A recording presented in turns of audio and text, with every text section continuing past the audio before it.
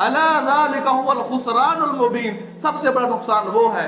हम समझते हैं कि कारोबार में नुकसान आ जाए तो ये नुकसान है, हम समझते हैं नमाज पढ़ने जाऊंगा एक गाहक चला जाएगा इसे नुकसान कहते हैं, लेकिन अल्लाह क्या फरमाते हैं, सबसे बड़ा नुकसान वो है जो कयामत वाले दिन नुकसान उठाएगा।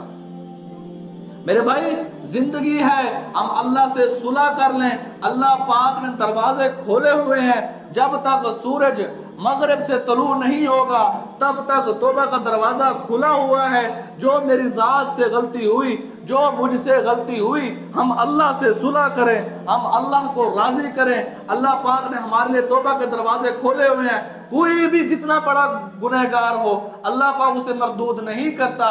हाँ, शर्त यह है कि सच्चे दिल से तौबा करें, सच्चे दिल से तौबा करें। इब्न कुदामा एक बहुत बड़े लिखारी गुजरे हैं, उन्होंने किताब में लिखा है तव्वाबीन किताब के अंदर, हज़रत हसन बसरी रहमहुल्लाह के दौर का वाकया लिखा है कि एक नौजवान था, बड़ा आयाश परस्त था, शराब पीता था, जिना करता था। उसकी वालदा बड़ी नेक सालेह औरत थी, मना करती थी अपने बेटे को कि गुनाह मत करो, गलत मत करो, तो वो अपनी वालदा की बात नहीं सुनता था।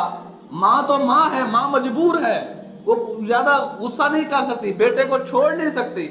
तो एक दफा ऐसा हुआ कि वो बीमार हो गया, किसी बीमारी में मुब्तला हो गया, वो बिस्तर मर्ग पे पहुंच गया।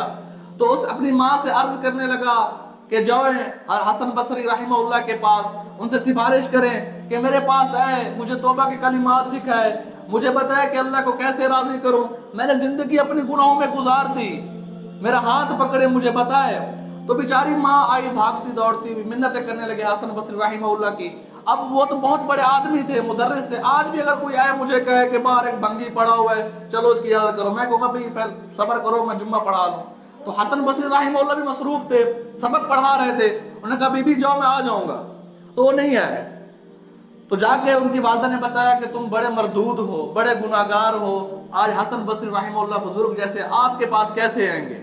तो बेचारा रोने लगा और हाथ उठा गिरने लगा, ऐ अल्लाह मेरे पास कलिमात नहीं है मैं आपसे माफी मांग सकूं, मैं शर्मिंदा हूं, मैं गुनहगार हूं, मरने वाला हूं, तेरी रहमत की तरफ देख रहा हूं, तेरी रहमत को पुकार रहा हूं, मुझे माफ कर दो।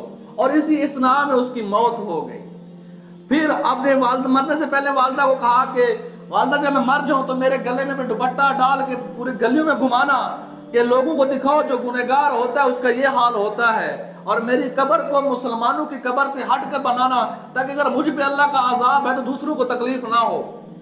तो जब वो मर गया, उनकी वालदा फिर हसन बसरी रहमहुल्लाह के पास चली गई, और मेरा बेटा मर गया, इसको तजहीज तकफीन के लिए तशरीफ ले आए।